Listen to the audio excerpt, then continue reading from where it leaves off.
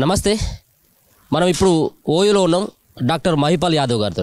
ముఖ్యంగా ఒక పక్కన ఫార్ములా ఈ రేసులో ఎలాంటి కుంభకోణం లేదు, లంబకోణం లేదంటూ కేటీఆర్ చెప్తా ఉన్నాడు. ఈ కేసు అంతా కూడా లొట్టపీస్ కేసు అంటూ ఆయన కొన్ని వ్యాఖ్యలు చేస్తూ ఉన్నాడు. అవినీతి లేనప్పుడు మరి అరెస్ట్ ఎందుకు చేస్తారని చెప్పేసి కూడా నిలదీస్తూ ఉన్నాడు. అసలు ఫార్ములా ఈ రేస్ ఏంటి?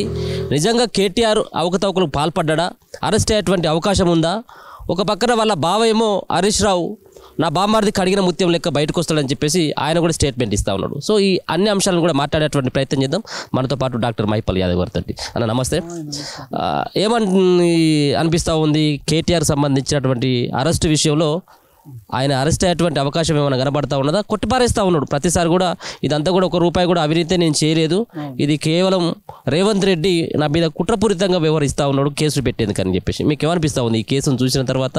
నిన్న హైకోర్టులో సైతం కూడా ఆయనకు వ్యతిరేకంగా ఆయన వేసినటువంటి క్వాష్ పిటిషన్ కూడా కొట్టేయడం జరిగింది. ఎట్లా ఉంది? అరెస్ట్ అయ్యేటువంటి అవకాశం కనబడతా ఉంది ఏమైనా? డెఫినెట్గా అరెస్ట్ అయ్యే అవకాశం ఉంది. నేను చాలామంది పెద్దవాళ్ళతో కూడా మాట్లాడినా, వీళ్ళు అనేక అవినీతి చేశారు కదా, దాంట్లో ఏం చేశారంటే పగడ్బందీగా బినామీల మీద పెట్టి అధిక ధరలకు తీసుకొని ఎక్కడ కూడా దొరకకుండా, ఈవెన్ కాళేశ్వరంలో, మిషన్ భగీరథలో, ఈ భూ కబ్జాలు చేసే దగ్గర చాలా దగ్గరలో దొరకకుండా చేసినట్టు కనబడుతుంది. అయితే వీళ్ళకు నేను అడిగితే, నాకు ఇప్పుడు మన ఎంపీ, ఇప్పుడు చేవేర్ల ఎంపీ కొండ విశ్వేశ్వరరెడ్డి గారు ఒకరోజు నాకు ఫోన్ చేసి, ఇది ఈ కార్ రేసులో పక్కాగా ఆధారాలు ఉన్నాయి, ఇతను ఎటువంటి ప్రభుత్వానికి సంబంధం లేకుండా ఇట్లా నిధులు విడుదల చేసినట్టు, ఎటువంటి అంటే ఆర్థిక మండలి అని ఆమోదం కానీ, ఇంకా క్యాబినెట్ది కానీ, ఇంకెవరిది కానీ సంతకం లేకుండా ఇచ్చిపడేసిండు అనేది చెప్పుకొచ్చారు సార్. ఇట్లా నేను కూడా అంత ఎంక్వైరీ చేసిన. చాలామందికి తెలవాల్సింది ఏంటంటే, తెలంగాణ ప్రజలకు కానీ తెలుగు ప్రజలకు కానీ అసలు ఏంది ఫార్ములా ఈ కార్ రేస్ అంటే. ఒక్కొక్కసారి ఫార్ములా ఈ అని, ఒక్కొక్కసారి ఏమో ఫార్ములా ఈ కార్ అని, ఫార్ములా ఈ కార్ రేస్ అని, ఇట్లా రకరకాలుగా చెప్తారు. ఏం లేదండి, సింపుల్. మనం చిన్నప్పుడు స్కూల్లో ఉన్నప్పుడు ఆగస్ట్ 15 కానీ జనవరి 26 కానీ మనకు పండుగలు జరుపుకునే రోజు, ఆ రోజు ప్రైజులు ఇవ్వాలి కాబట్టి ఒక 2 రోజుల ముందు 3 రోజుల ముందు పరుగు పందెం పెట్టేది. ఇటు అమ్మాయిలకు పరుగుల పోటీ పెట్టేది, అబ్బాయిలకు పరుగుల పోటీ పెట్టేది. ఒక 10 మంది పరిగెత్తేది, ఒకళ్ళు గెలిచేది. మళ్ళీ అందులో సెలెక్ట్ అయిన వాళ్ళు క్వార్టర్ ఫైనల్, సెమీఫైనల్ ఇట్లా పెట్టేది. ఓవరాల్గా ఒక పరుగు పందెం పెట్టినప్పుడు ఒకళ్ళు ముందు వస్తారు, ఒకళ్ళు సెకండ్, థర్డ్, ఫోర్త్ వస్తారు. ఇట్లా అట్లనే ఈ మహానుభావుడు ఈ కేటీఆర్ ఈ 80,000 పుస్తకాలు చదివిన కొడుకు గుంటూరులో చదివి అమెరికాలో జాబ్ చేసిన అంటాడు. ఈయన ఏం చేసినంటే ఈ కార్ రేస్. ఈ కార్ అంటే ఎలక్ట్రికల్ అంటే ఇప్పుడు మన జనరల్గా డీజిల్ కార్లు, పెట్రోల్ కార్లు ఉంటాయి. ఈ మొనగాడు ఏం చేసినంటే ఇప్పుడు కొత్తగా ఇప్పుడు ఎలక్ట్రికల్ అని కార్లు కానీ బైకులు కానీ వస్తున్నాయి. ఈ అన్నిటితోని హైదరాబాద్ చుట్టూ రేస్ ఒకటి ఏర్పాటు చేసిన, అంటే కార్ల పోటీ. ఈ కార్ అనేది మీరు కన్ఫ్యూజ్ కావద్దు, డీజిల్ కార్ అయినా పెట్రోల్ కార్ బదులు ఈ కార్ అంటే ఎలక్ట్రికల్ కారు, బ్యాటరీతో ఛార్జ్ చేసే కార్లతోని పోటీ. ఈ 100 మంది వస్తారు. దానిలో ఒక గ్రూప్ అంటే A group, B group, C group, D group ఉంటుంది. ఇంట్లో గెలిచినోడు పక్కకు వస్తాడు, మళ్ళీ ఇంట్లో గెలిచిన వాళ్ళు పక్కకు వస్తారు, మళ్ళీ ఇంట్లో గెలిచిన వాళ్ళు పక్కకు వస్తారు. మళ్ళీ ఇవన్నిటికీ రేసు. ఈ రేసులో ఎవడు గెలిస్తే వాడికి ప్రైజు. దీని ద్వారా తెలంగాణకు, హైదరాబాద్కు బ్రాండ్ ఇమేజ్ తీసుకొస్తా అని చెప్పేసి ఈ గ్రీన్ కో కంపెనీతోనే ఏదో చేయించిండు అన్నట్టు మనకు ఉంటున్నాం. అసలు అంత ఆరాధిస్తే అసలు ఈ గ్రీన్ కో కంపెనీ అనేది ఈ పోటీ కంటే 2 నెలల ముందే సంస్థ ఏర్పడ్డదట. అంటే మరి నువ్వు ఇవ్వాలనుకుంటే చాలా పెద్ద పెద్ద సంస్థలు ఉంటాయి, ఇంకేదో ఉంటుంది. 2 నెలల ముందే రిజిస్ట్రేషన్ అయిన కంపెనీకి నువ్వు ఇచ్చినావంటే మళ్ళీ ఆరాధిస్తే ఏంటంటే నిన్న ఆంధ్రజ్యోతి పేపర్లో చూడొచ్చు, ఈ గ్రీన్ కో కంపెనీ వాళ్ళే బీఆర్ఎస్ పార్టీకి భారీగా విరాళం ఇచ్చిర్రు. అంటే ఈయననేమో బీఆర్ఎస్ అంటే ఈయననేమో గ్రీన్ కో కంపెనీకి మీరు రేస్ పెట్టుకోండి అని చెప్పిస్తాడు. ఆ గ్రీన్ కో కంపెనీ ఏమో వీళ్ళకి బీఆర్ఎస్ పార్టీకి, తెలంగాణ ప్రభుత్వానికి విరాళం ఇవ్వలే, బీఆర్ఎస్ పార్టీకి విరాళం ఇచ్చిండు అని చెప్పేసి నేను ఆంధ్రజ్యోతిలో వచ్చింది, మనం అన్నీ చూస్తున్నాం. ఇదంతా మనం చూడవచ్చు. అరెస్టుకు వేల ఆయన నిధుల దుర్వినియోగం కనిపిస్తుందని హైకోర్టు, కేటీఆర్ క్వాష్ పిటిషన్ కొట్టివేత. మరి నువ్వు లొట్టపీస్ కేసు అనేటోడివి, లొట్టపీస్ గాడివి కాబట్టే నీకు లొట్టపీస్ కేసు అని పంపిరేమో. మరి నువ్వు లొట్టపీస్ గాడివేమో, అందుకని నీకు లొట్టపీస్ కేసు వేసిరని నిరుద్యోగులు అనుకుంటున్నారు. మరి నువ్వే ఒకప్పుడు ఏం చెప్పినావు? అరెస్ట్ చేస్తే చేసుకున్న బొచ్చు కూడా వీకవు, నువ్వు దమ్ముంటే ఏసీబీ నా ఇంటికి పంపు, దమ్ముంటే నాకు నోటీసులు పంపన్నావు. నోటీసులు పంపే అంతకుముందు ఇంకా నువ్వు ఏమంటావే మా అంటే అరెస్ట్ చేస్తావు, నేను చెంచల్గూడకో చెర్లపల్లి జైలుకో పోతా, మ్యాట్ తీసుకుపోతా, నేను యోగా చేస్తా, పద్మాసనం వేసుకుంటా, వజ్రాసనం వేస్తా, మెడిటేషన్ చేస్తా, మళ్ళీ వచ్చి పాదయాత్ర చేస్తా అని. అంటే ప్రజలంతా పిచ్చోళ్ళు, జైలుకు పోయి వచ్చిన వాళ్ళు అందరూ సీఎంలు అవుతారు, నేను కూడా మెడిటేషన్ చేస్తా, పాదయాత్ర చేస్తా, ప్రజలు గొర్రెలు మేకలు, అసలు వాళ్ళు ఏది చెప్పినా నమ్ముతారు. మా నాన్న గన్ని అబద్ధాలు చెప్తేనే నమ్మిరు, నేను గివి చెప్తే నమ్మరా, మేము తప్ప ఎప్పుడు దిక్కే లేదు. అయితే కాంగ్రెస్ లేకపోతే కేటీఆర్ కేసీఆర్ ఫ్యామిలీకే ఓటేయాలి, మీకు వేరే దిక్కు లేదు అని మాట్లాడిండు. సరే మాట్లాడినావు, నీకు నోటీస్ వచ్చింది, ఏసీబీ ఇంటి దాకా ఏసీబీ కార్యాలయం దాకా పోయినోడివి. లేదు మా లాయర్లు ఉంటేనే మా అడ్వకేట్లు ఉంటేనే నేను విచారణ ఎదుర్కొంటా, లేకపోతే నేను అంటున్నాను నీకెందుకయ్యా భయం, నీది లొట్ట పిసికేసినా. వాళ్ళు అడుగుతారు 4 క్వశ్చన్లు, ఆన్సర్ చెప్పు, సపడాకి ఇంటికి పో, మళ్ళీ దాని పక్కకు అడ్వకేట్ ఎందుకు? అంటే మరి గరీబోడికి ఎవరికైనా అడ్వకేట్లు ఎవరు ఉంటారు? నీకు బాగా 1000 కోట్లు ఉన్నాయి కాబట్టి నువ్వు ఏదున్నా నీకు లాయర్లు మేనేజ్ చేయడం కోసం పెట్టుకుందాం అనుకుంటున్నావా? నువ్వు అడుగు, కావాలంటే లాయర్లకు నేను ఏం సమాధానం చెప్పాలో నువ్వు ఇంటికాన్నే అడుగు, లాయరే పక్క కూర్చుండాల్సిన అవసరం ఉంది. ఈ కేసు జరగబట్టి చాలా రోజులు అవుతుంది, నేను ఎట్లా రెస్పాండ్ కాను అడుగు. అసలు ఇంకొకటి, ఏ తప్పు చేయలేరు అనుకోని నేను తీసుకుపోతారు, లేదంటే నన్ను తీసుకుపోతారు. చాలాసార్లు మనం అరెస్టులు కూడా చేసిర్రు. నువ్వు 100 ప్రశ్నలు అడుగు, నువ్వు నిజాయితీగా ఉన్నప్పుడు నీకు లాయర్ ఎందుకు? విచారణ టైంలో నువ్వు కేసు తీసుకునేటప్పుడు కోర్టులో పెట్టుకో, విచారణ టైంలో నువ్వేమీ తప్పు చేయనప్పుడు నీకెందుకు లాయర్లు? నువ్వు ఇంకా 80,000 పుస్తకాలు చదివినావు, కొడుకు అవుతావా, యువరాజు అవుతావా, నేమన్నా జాతిపిత కొడుకువా, ఆయన ఏమో రాజట, ఆయన యువరాజట, నువ్వు ఇంకా ఢిల్లీ అమెరికాలో పోయి జాబ్ చేసి వచ్చినోడువే, నీకు ఇంత ఉన్నోడివి, లాయర్ లేకపోతే లాగులు ఎందుకు తడిచిపోతున్నాయి? అంటే ఈయన తప్పు చేసిండని తెలిసిపోతుంది. ఈయననే ఒకసారి నేను తప్పి అరెస్ట్ చేసుకోరంటాడు, ఇంకోసారి అవును ఇచ్చిన బాజాప్తి ఇస్తే తప్పేంది అన్నాడు. ఇప్పుడు మధ్యలో ఒకసారి ఏమన్నాడు, అసలు నేను ఇయ్యేలో నాకు తెలియదు అన్నాడు. ఇప్పుడు ఏమంటుండు మళ్ళీ, అధికారులకే తెలుసు, నాకేం తెలుసు, అరవింద్ కుమార్కే తెలుసు, వాళ్ళకి తెలుసు అన్నాడు.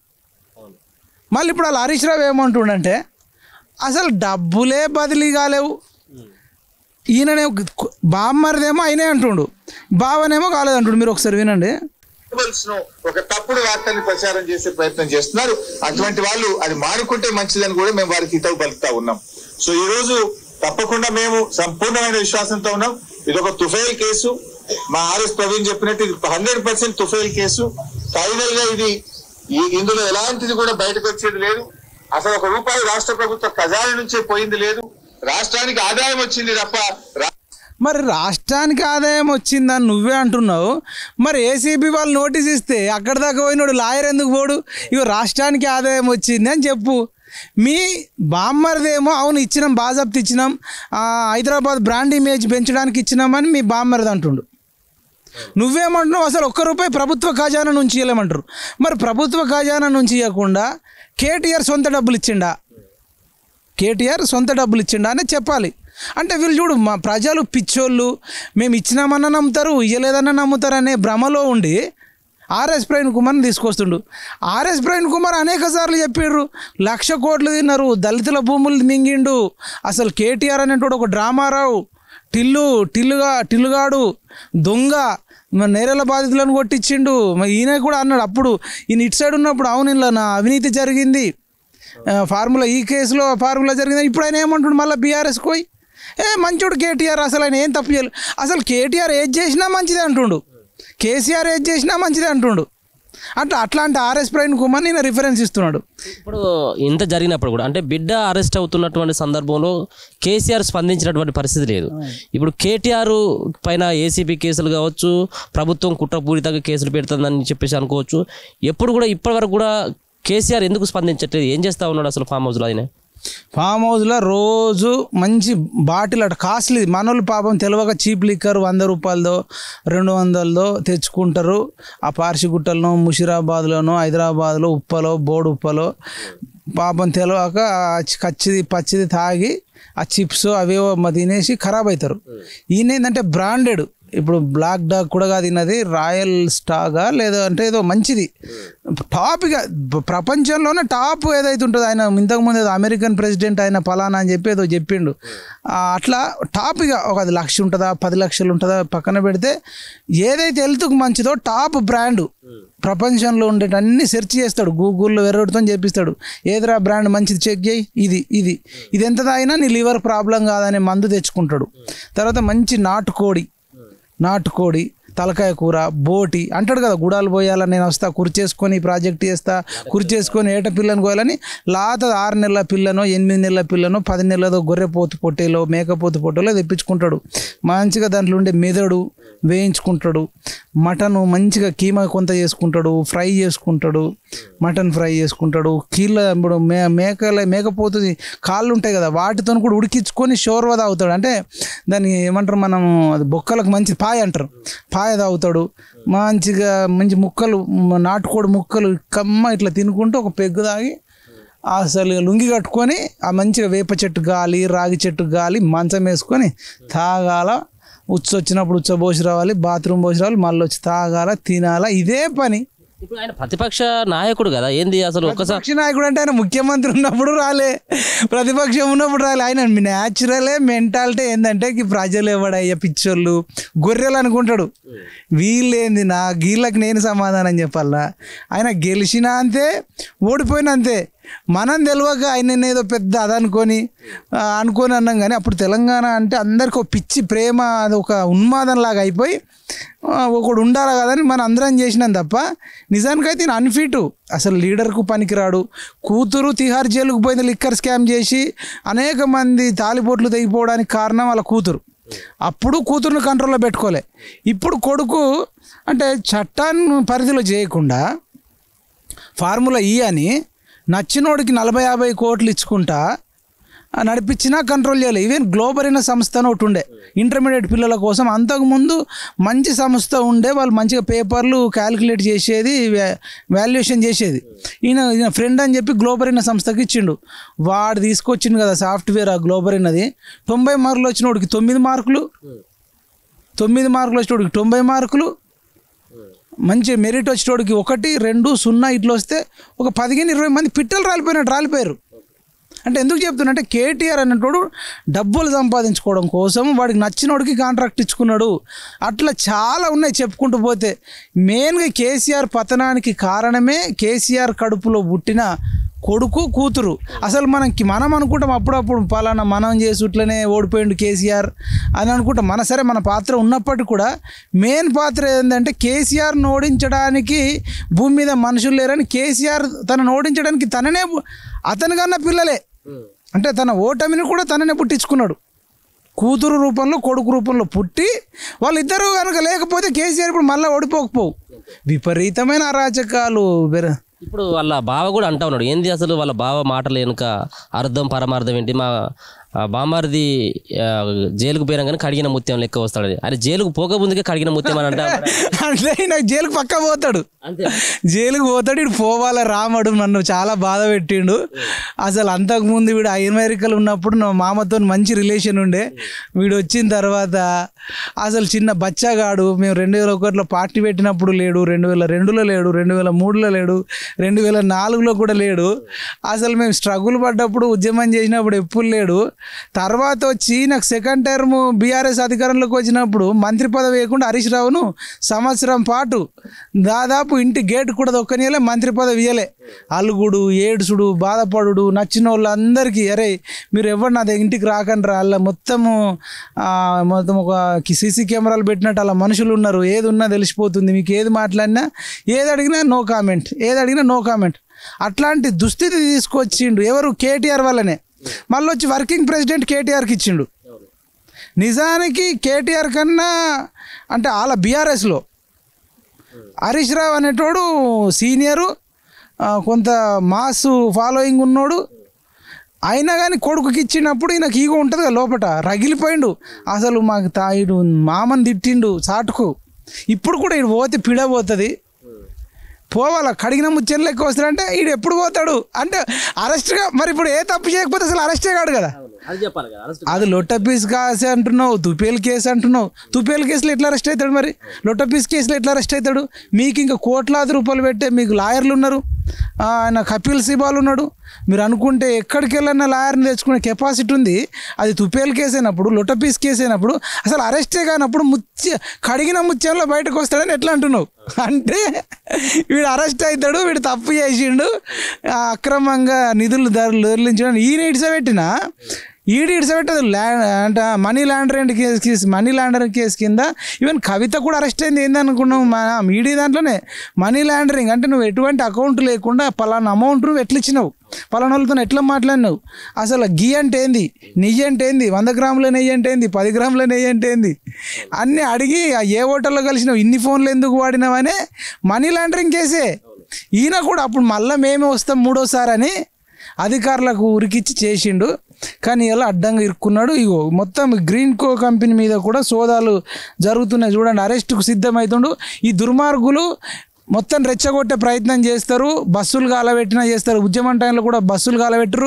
ఇదే ఉస్మాన్ యూనివర్సిటీలో ఇదే ల్యాండ్స్కేప్ దగ్గర కూడా కొందరు విద్యార్థులను కూడా గాలబెట్టిర్రు. వీళ్ళ బీఆర్ఎస్ వాళ్ళు హస్తం ఉందని అప్పుడు టీఆర్ఎస్ వీళ్ళ మీద ఉండే. కాబట్టి నేను ఎస్పెషల్గా బీఆర్ఎస్ కార్యకర్తలకు చెప్తున్నా, మీరు హరీష్ రావు పక్కకో ఇంకా బీఆర్ఎస్ పెద్ద లీడర్ల పక్కకో మీరు ఉంటే మీ మీదనే పెట్రోల్ పోసి వాళ్ళ అగ్గిపుల్ల ముట్టిస్తారు.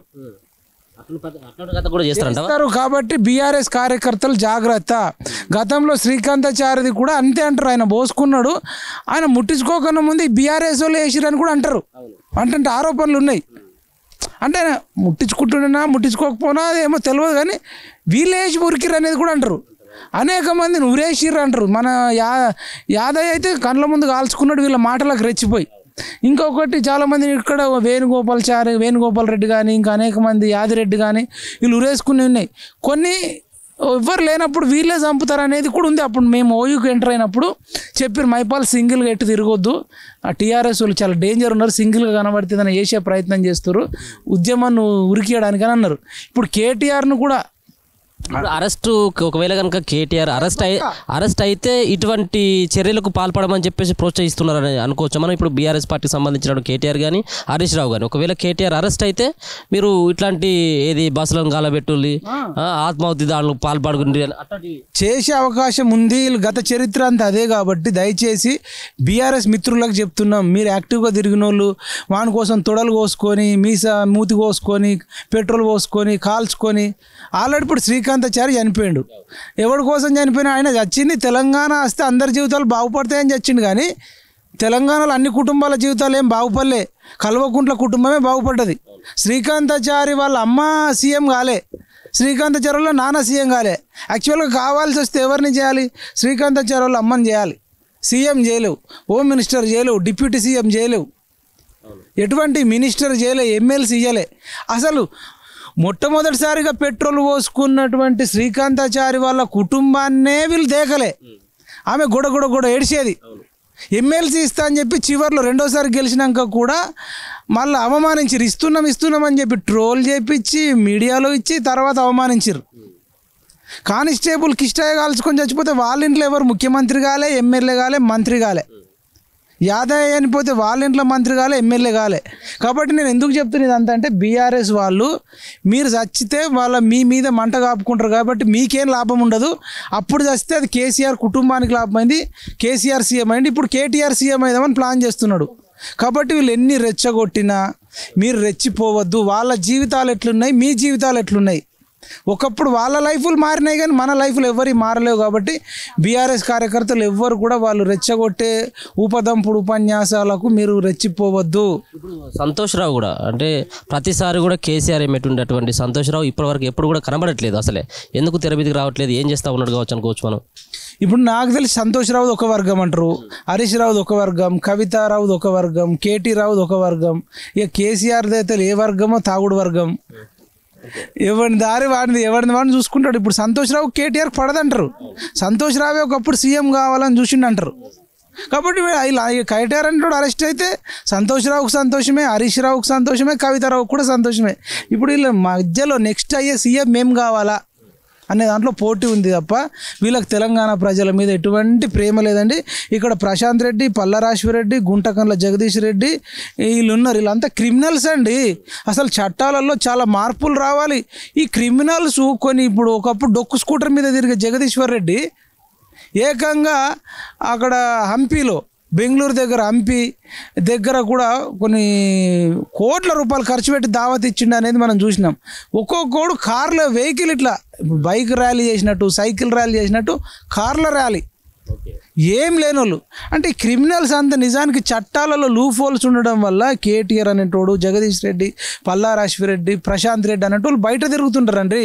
అందుకనే దయచేసి మేము బీజేపీకి రిక్వెస్ట్ చేస్తున్నాం, కేంద్రంలో మీరు ఇంకా అనేక చట్టాలు తీసుకురండి.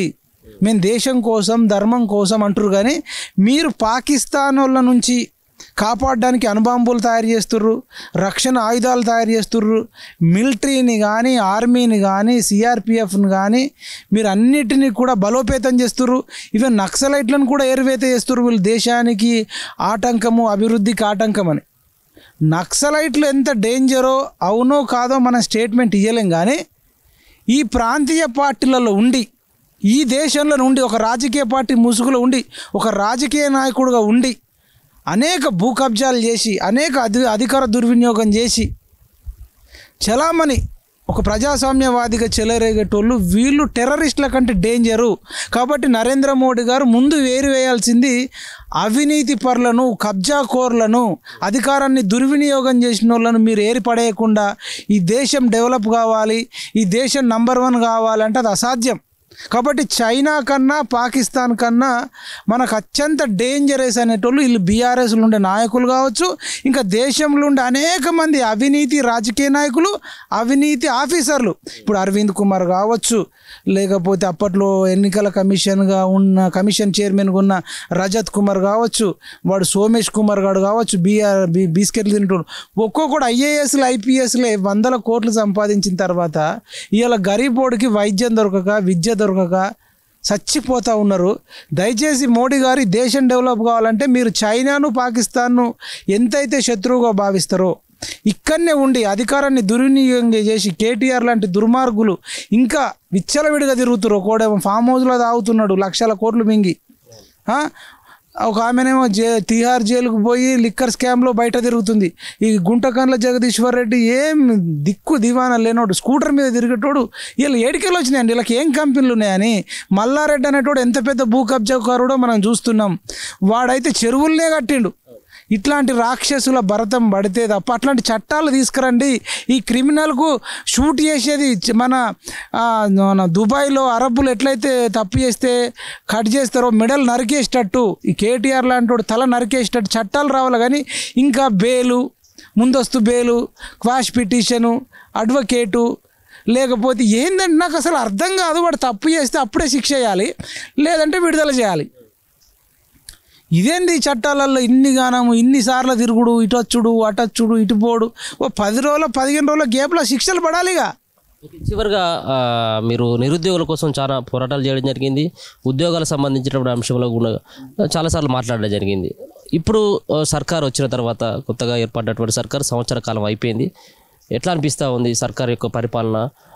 మనం చూస్తూ ఉంటే రైతులకు సంబంధించిన విషయంలో అరకొరగానే రుణమాఫీ అయింది అనేది. ఇప్పుడు జరుగుతున్నటువంటి 6,000 అంటే ఒక సీజన్కి 6,000, ఎకరాకి 12,000 సంవత్సరానికి అని చెప్పేసి. నిరుద్యోగుల విషయంలో మనం చూసుకున్నట్టయితే ఉంటే జాబ్ క్యాలెండర్ ప్రకారం ఉద్యోగాలు ఇస్తామని చెప్పేసి కూడా జాబ్ క్యాలెండర్ ప్రకటించడం జరిగింది. అక్టోబర్లో జరగాల్సినటువంటి పరీక్షలు ఇప్పటివరకు కూడా కాలేదు. సో ఎట్లా అనిపిస్తూ ఉంది? గవర్నమెంట్ చేస్తుంది అన్నటువంటి నమ్మకం ఉందా? ఇది కూడా ఆ ప్రభుత్వం లాగానే ఉండబోతుందని చెప్పేసి ఏమన్నా భావిస్తూ ఉన్నారా? ఒకటేంటంటే మనం కష్టపడ్డందుకు ఒక 50-60 వేల మందికి అయితే జాబ్ వచ్చింది. అది డిఎస్సి 11,000 కావచ్చు, పోలీస్ కానిస్టేబుల్లో కావచ్చు, తర్వాత గురుకులాల్లో కావచ్చు, నర్సింగ్ పోస్టులు కానీ, ఇట్లా కొన్ని రకాల పోస్టులు ఒక 50-60 వేల మందికి వచ్చింది మనం చూస్తున్నాం. అదే కేసీఆర్ వచ్చింటే ఈ 50-60 వేలు కూడా నిండకపోవు. కానీ వీళ్ళు 2 లక్షలు ఇస్తాం సంవత్సరంలో అన్నారు. కనీసం 1,00,000 కూడా ఇవ్వకపోవడం బాధాకరం. ఇంకోటి, ఎటువంటి నిరుద్యోగులతో కూడా వీళ్ళు ఎక్కడ కూడా ఒక సమావేశం ఏర్పాటు చేసి ఎట్లుంటే బెటరు, ఏంది బెటరు, మీ బడ్జెట్ ఏంది, ఇదేంది, ఎట్లా చేయాలా అని కూడా చేయలే. ఆ గ్రూప్ 1 విషయంలో కూడా ఒక కొత్త జీవోని తీసుకొచ్చారు. అప్పుడు కూడా పెద్ద మొత్తంలో వ్యతిరేకత వచ్చింది, అమ్ముకుంటున్నారు అనేది డౌట్ వచ్చింది. అట్లనే గ్రూప్ 2 వాయిదా ఏమైనా రోడ్ల మీదకి వస్తే తప్ప వేయలే. డిఎస్సికి అయితే వాళ్ళు పాపం సిటీ కాలేజ్ నుంచి ఉస్మానియా దాకా తెల్లని దాకా నడుచుకుంటూ వచ్చినా కానీ ఇక్కడనే మీరు ల్యాండ్స్కేప్లో కవర్ చేసారు, వాళ్ళని అరెస్ట్ చేశారు, కానీ ఒక నెల రోజులు పోస్ట్ పోన్ చేయమంటే చేయలే. కాబట్టి వీళ్ళ పట్ల కూడా అసంతృప్తి ఉంది.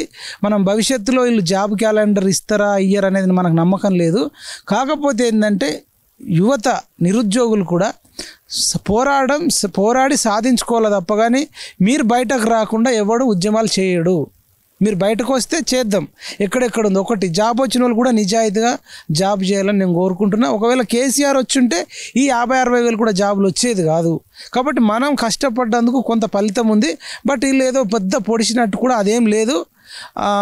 నిరుద్యోగులది ఇది. ఈ రైతులది అనుకోండి, వీళ్ళు రైతుల పట్ల మరి రుణమాఫీ ఇంకొక 6 నెలలు సంవత్సరం లేట్ చేసిన ఏం కాకపోవని అందరికీ చేస్తే అయిపోవు.